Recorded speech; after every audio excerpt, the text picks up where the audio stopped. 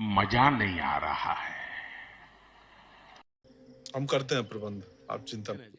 तो मेरा सीधा सवाल कांग्रेस के प्रवक्ता जी से कि आप बोलते हैं कि कोई भी ऑपोजिशन का हो कि एसआईआर फेयर नहीं है, तो मुझे सिर्फ एक बात कहनी है कि गुजरात से जहां से मैं आता हूं वहां 12 से 13.5 लाख वोटर्स को काट दिया गया। वहां तो गवर्नमेंट खुद बीजेपी की है, तो वहां आप क्यों नहीं बोल रहे कि यहाँ पे तो फेयर चल रहा है? हमेशा बीजेपी के अगेंस्ट में बोलते रहे हैं, तो इस पे आप क्या बोलना चाहेंगे कि वहां पे फेयर नहीं हुआ? अच्छा, हमको सिखा रिया है। जवाब जल्दी आइए फटाफट। 2-3 सवाल आप ही से पूछा है, जवाब दे दीजिए। मेरा सवाल टीएमसी के प्रवक्ता से है। सवाल ये है कि ममता बनर्जी कहती है कि यूथ के एम्प्लॉयमेंट की, बट जब वहाँ इंडस्ट्रीज जाती है तो उनको लगने नहीं दिया जाता है। टाटा की इंडस्ट्री अगर हम देखें तो वो भी बंद हो गई थी। तो क्या ममता बनर्जी यूथ के अगेंस्ट है? क्या बोला तूने? इधर से, इधर वाले आज संतुष्ट बैठे हैं, पूछना बेटा। मेरा सवाल टीएमसी के प्रवक्ता जी से है कि बांग्लादेश वेस्ट बंगाल में जहाँ पे नेशनल सिक्योरिटी की जब सवाल आती है तो वहाँ पे अभी तक बॉर्डर फेंस क्यों नहीं हो पाया, और वहाँ पे क्या सरकार वहाँ पे बीएसएफ को या फिर गृह मंत्रालय को रोक रही है वहाँ पे बॉर्डर फेंसिंग करने की? क्योंकि ये तो पूरे भारत और पूरे नेशनल सिक्योरिटी की सवाल है। तो एक आखिरी सवाल यहाँ से लेकर मेरे बाद आप दे दीजिएगा, बड़ा इंपॉर्टेंट। सर ने जैसे कहा कि पहले Congress election commissioner of India को सुनते थे, मैं इनके बिल्कुल खिलाफ हूँ। सबसे बड़ा एग्जांपल टीएन सेशन, आप लोगों ने सुना होगा, जो 1990 से 1996 तक थे। उस समय हर पॉलिटिशियंस, हर पार्टी उनसे डरते थे कि उस समय इलेक्शन कमिश्नर ऑफ इंडिया की एक वैल्यू थी। आज वो वैल्यू क्यों कम हो गई? आज लोग क्यों सवाल उठा रहे हैं इलेक्शन कमिश्नर ऑफ इंडिया पे? आज भी उनका एग्जाम्पल लिया जाता है। उस समय फोटो नहीं हुआ करता था, उन्होंने फोटो लगाया है। क्या बात है सर, क्या बात है सर, क्या बात है, ये बात है। अबे जी आप उसके सवाल से शुरू कीजिए। बिल्कुल। उसके बाद से आप देखिए, पहली बात तो ये बार बार कहा कि गृह मंत्री जी चिट्ठी लिख रहे हैं, तेरा पोस्ट मास्टर की नौकरी कर लो ना, गृह मंत्री क्यों हो? तुम्हारी जिम्मेदारी है फेंस को बनाने की। बात करते हैं घुसपैठिया, जिस राज्य में जाते हैं वहां घुसपैठिया। मैं ये लोकसभा का डेटा लेकर आया हूं। सबसे ज्यादा अगर घुसपैठियों को बाहर किया है डिपोर्टेशन 2009 से 10,000, 6,000, 8,000, 35,000 घुसपैठिए। इनके सरकार के समय 2014 आते ही वो संख्या हो गई 900, 447, 308, 886, अभी 2014 में 1600। मैं कब हो गया ये? कब हुआ कब?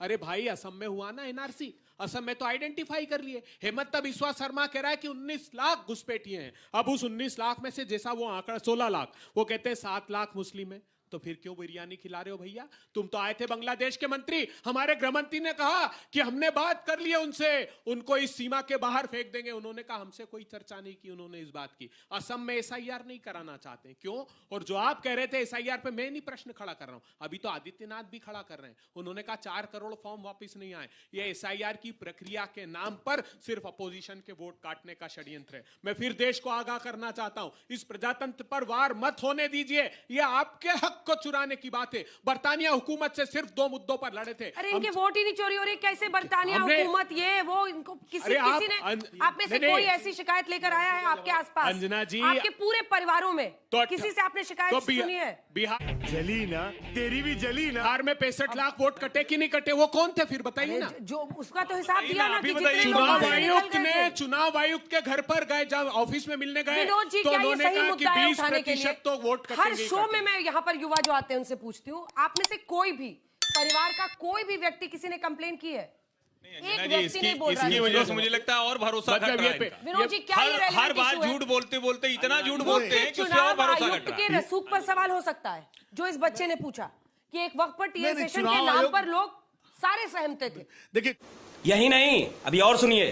देखिए, चुनाव आयुक्त के रसूख पर या उनकी उस पर सवाल हो सकता है, पूछना भी चाहिए, उसमें कोई वो नहीं है। लेकिन ये बात सही है कि सिर्फ एसआईआर को ही दोष देना, आप एसआईआर में जो कमियां हैं, मान लीजिए जैसे सुप्रीम कोर्ट में गए, आपने कहा आधार कार्ड माना जाए, सुप्रीम कोर्ट ने मान लिया आधार कार्ड। आपने कहा जो 65 लाख नाम कटे उनकी सूची सार्वजनिक की जाए, सूची सार्वजनिक। तो ये जो प्रक्रिया में जो कमियां हैं उनको दूर कराइए। बात तो सही है। लेकिन एसआईआर तो विनोद जी आधार कार्ड एक्ट में लेकर आए, मार्च 2023 में बाकायदा पार्लियामेंट्री एक्ट पास हुआ और आधार को कंसीडर किया, लेकिन इस एसआईआर के लिए जो फॉर्म जारी किया उसके कोई पार्लियामेंट्री एक्ट है क्या? चुनाव आयुक्त कैसे कहते हैं 20% तो वोट ये तो अभय जी, ये तो सुप्रीम कोर्ट को देखना चाहिए ना। चालू नहीं हुई तब कैसे कह सकते हैं? ये तो सुप्रीम कोर्ट को देखना चाहिए ना, क्या एक्ट है कि नहीं है। 65 लाख वोट कटे। एक बात तो है, जलेबी बनाना कोई अभय जी से ही सीखे, बाकी तो सब बेकार ही है। अच्छा, हमको सिखा रिया है। आप पॉइंट पर आता, प्लीज बीच में नहीं सर, मैं आपके बीच में नहीं बोला और इसीलिए नहीं बोला ताकि आप मेरे प्लीज आप मुझे रोकिए ना। हाँ, मैं आपको टारगेट करूंगा क्योंकि आप ऑपोजिशन में है मेरे, लेकिन मैं नहीं बोला ना तो आप भी मत बोलिए। सीधी भाषा में समझते हैं। आरटीआई एक्ट 2005 के तहत धारा I-2 में साफ तौर पर क्लैरिटी है कि जिस फॉर्मेट में डेटा अवेलेबल है उसी फॉर्मेट में अवेलेबल डेटा मिलेगा। इन्होंने कहा था कि रीडेबल फॉर्मेट में हमें क्यों नहीं मिलता।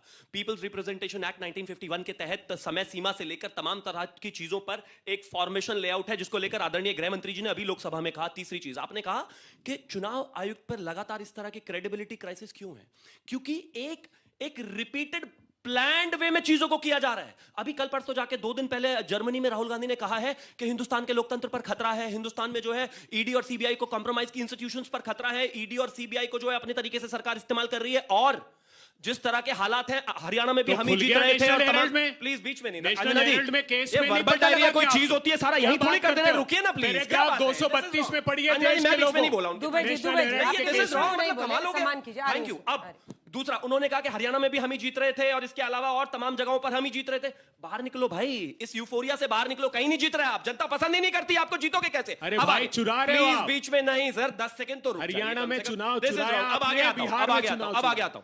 टारगेट सिर्फ इलेक्शन कमिश्नर पर नहीं है, टारगेट इलेक्शन कमिश्नर पर वीडियो भी है, फुटेज टारगेट क्यों इस नहीं देश दे के रहे? सुप्रीम कोर्ट पर भी है, लोअर कोर्ट्स पर भी है, टारगेट मीडिया पर भी है, टारगेट इस देश की हर एक संवैधानिक संस्था पर है। जब आपके बच्चे, आपके नेता इतने इनकॉम्पिटेंट हो कि उनके बस की चुनाव जीतना ना हो, तो इस देश के एक एक संस्थान को बेईमान बताना शुरू कर दो। यही तरीका है, यही प्रॉब्लम है और कोई प्रॉब्लम नहीं है। अगर वीडियो आप मुझे एक चीज बताइए, आप मुझे वीडियो फुटेज क्यों नहीं दे रहे? आप ये नॉन स्टॉप कमेंट्री क्यों अलाउ कर रहे हैं? क्या एक सेकंड अभय जी, क्या असल इशू ये है कि आपको ये समझना होगा इनके पास ममता बनर्जी है, इनके पास नरेंद्र मोदी, अमित शाह, बिहार में नीतीश कुमार, हमारे पास राहुल गांधी भी, अंजना जी भाई, तो हमारे पास राहुल गांधी भी, इनके पास बेशर्मो, शर्म करो, शर्म। प्रचारक हैं वो हमारे, हम उनको नहीं छोड़ सकते जी। अंजना जी, इनके पास चुनाव आयुक्त है, तो इनके पास नितिन इनके नवीन पास भी है। ईडी है, अब इनके तो पास सीबीआई है, इनके पास चुनाव आयोग, नितिन नवीन भी तो है इनके पास। नितिन नवीन भी है, नहीं। लेकिन उनकी लोकप्रियता कितने वोट दिलाएगी वो अलग क्वेश्चन है। लेकिन आपके पास, मैं अभय दुबे जी आ रही हूँ, आपके पास ऐसे कौन से नेता है जिनके दम पर आपको लगता है कि लोकप्रियता में आप ऐसे पहुंच जाए कि आप सबको हरा सकते हैं, नीतीश कुमार को सबको पीछे छोड़ सकते हैं? नहीं, स्वाभाविक रूप से राहुल गांधी जी और एकमात्र नेता है जो इनके खिलाफ दृढ़ता से लड़ रहा है। हमने मांगे थे वीडियो फुटेज, इलेक्शन कमीशन ने और इन लोगों ने कानून बदल दिया, भारतीय जनता पार्टी ने। देख रहे हैं मैं कितनी शालीनता से उनको जवाब देने दे रहा हूं, मुझे मौका दिलवाइएगा प्लीज। चंडीगढ़ में वोट चोरी किससे पकड़ाई? वीडियो फुटेज से। भारतीय जनता पार्टी वोट चोरी करते हुए वीडियो कैमरे के सामने पकड़ी गई कि नहीं पकड़ी? चलिए 2 लाइन का जवाब, फिर मैं बाकियों के पास जाऊंगी, नहीं तो आप दोनों बाकी लोग चेहरा ये राहुल जी से आगे नहीं बढ़ रहे हैं। और अभी मैं सुनकर आ रहा हूं कि हमारे जो रॉबर्ट वाड्रा जीजा जी है वो कह रहे हैं कि चुनाव तो मेरे कार्यकर्ता भी चाहते हैं कि मैं लड़ूं। अरे आपके कार्यकर्ता कहां से आ गए? आपके तो सिर्फ प्रॉपर्टी डीलर हो सकते हैं, कार्यकर्ता हो ही नहीं सकते आपके। आपने प्रधानी का चुनाव आज तक लड़ा नहीं, एक जगह के जिलाध्यक्ष पार्षद वो बने नहीं, उनके भी कार्यकर्ता। सुनिए, इनके पास कोई नेता नहीं है और कभी नहीं, और नीति भी नहीं है, और चुनाव हार जीत का विषय नहीं है। प्लीज बीच में नहीं अब है जी, दिस इज रॉन्ग। मैं बताता हूं कैसे होती है बेईमानी। इलेक्टोरल बॉन्ड के स्कैम से होती है अंजना जी, प्लीज मैं बताता हूं बेईमानी कैसे होती है। जब इंदिरा गांधी इमरजेंसी के बाद 2 साल की हमारी सरकार के बाद वापस लौट कर आई, भाजपा की और जनसंघ की 9 राज्यों की सरकारें गिरा दी, एक साथ बर्खास्त, ये कहते हुए बर्खास्त कर दिया उनको कि अब इनका कोई संवैधानिक अधिकार नहीं बचा। जब राम मंदिर बनने से पहले बाबरी मस्जिद को तोड़ा, उसके बाद भारतीय जनता पार्टी की 4 राज्यों की सरकार इन्होंने रातों रात गिरा दी।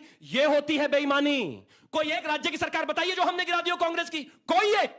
और हमारे समय में चीफ मिनिस्टर तक भी गए जेल, तब भी हमने सरकार नहीं गिराई, इन्होंने गिराई हमारी 10 राज्यों की सरकार ने। निर्णय लिया कि अप्रोप्रिएशन बिल पास नहीं हुआ, कर्नाटका की सरकार आपने गिराई, मध्य प्रदेश में आपने सरकार गिराई, महाराष्ट्र में आपने सरकार गिराई, पहले विधायक खरीदते थे, अब इन्होंने कहा मैं कोई गाना तो गा नहीं रहा, ये बैकग्राउंड म्यूजिक लगातार देते रहते हैं, इससे अच्छा गिटार ही दे दो इनके हाथ में। गजब बात हो गई, नॉन स्टॉप बोले जा आप माइक यहाँ रखिए। आप दुबे जी, आप उनको रोकना पड़ेगा। आज आपने गजब किया हुआ है आप दोनों ने। बोले त्रिपाठी जी। अच्छा किया, मैं शिवम से ऐतराज कर रहा हूँ। शिवम कह रहे हैं कि रॉबर्ट वाड्रा के पास सिर्फ प्रॉपर्टी डीलर हैं, कांग्रेस के कार्यकर्ता नहीं। मैं इस पर सख्त ऐतराज करता हूँ। राबड़ी जी के पास कौन से कार्यकर्ता थे? लालू जी की पत्नी थी। सोनिया जी के पास कौन से कार्यकर्ता थे? राजीव जी की पत्नी थी। तो प्रियंका जी जिस दिन ताकत में आएंगी कांग्रेस में, यही अभय दुबे जी रॉबर्ट वाड्रा के लिए भी कहेंगे और मैं प्रियंका जी के साथ हूं। मैं शिवम से ऐतराज करता हूं। देखा आपने लापरवाही का नतीजा है। मुझे त्रिपाठी जी भारतीय जनता पार्टी अरे मैं कह रही हूँ अग्निहोत्री जी बोल लीजिए, फिर मौका नहीं देंगे तो बोलिए। कीजिए, मगर ये प्रियंका जी की बात कर रहा हूँ, आपको भाजपा की चाटुकारिता दिख रही है। आपका संकट गंभीर हो चला है, तुम्हारे आपका संकट गंभीर हो चला है। देखिए मानसिक स्थिति बिगड़ गई, आपका मानसिक संतुलन बिगड़ चला है, जनता इसे पसंद नहीं करती।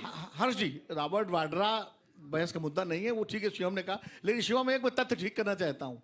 1980 में कांग्रेस ने विपक्ष की सरकारें गिराई थी, लेकिन 1977 में जनता पार्टी ने भी कांग्रेस की सरकारें गिराई थी। तो कांग्रेस सीखा वहीं से था। तो ये भी तथ्य है। जब 1980 की बात करें तो 77 की बात भी करें। टीएमसी से 2 सवाल थे।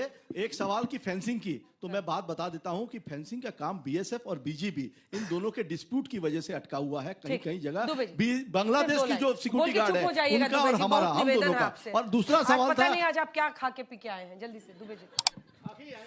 देखिए, भारतीय जनता पार्टी के आप कैसे तय कर सकते हैं? इन चारों राज्यों में एनर्जी ड्रिंक सिर्फ एक ही मुद्दा है, वो है सांप्रदायिक उन्माद। केरला में अब यही करेंगे, असम में यही करेंगे, और वेस्ट बंगाल में एक प्रधानमंत्री जी का वही शमशान, कब्रिस्तान, दिवाली, रमजान नहीं चलेगा। गुरुजी जल्दी से शिवम जी। देखिए, अगर कोई टीएमसी का हुमायूं कबीर मेरे देश की भारत की बेटा, लगता है तुम गू खा के ही मानोगे। भाजपा में था 2019 से, आपने उसे लोकसभा का टिकट दिया है और टीएमसी ने बर्खास्त कर दिया। आप माइंड करिए, टीएमसी का नहीं है वो। अगर कोई टीएमसी का विधायक हिंदुस्तान की धरती पर बाबरी बनाएगा तो करेंगे हम विरोध। जिसको रोकना है रोक लो, हम करेंगे विरोध। इस देश में हर एक बाबरी का हाल वही होना चाहिए जो पहले हुआ है, यही होना चाहिए।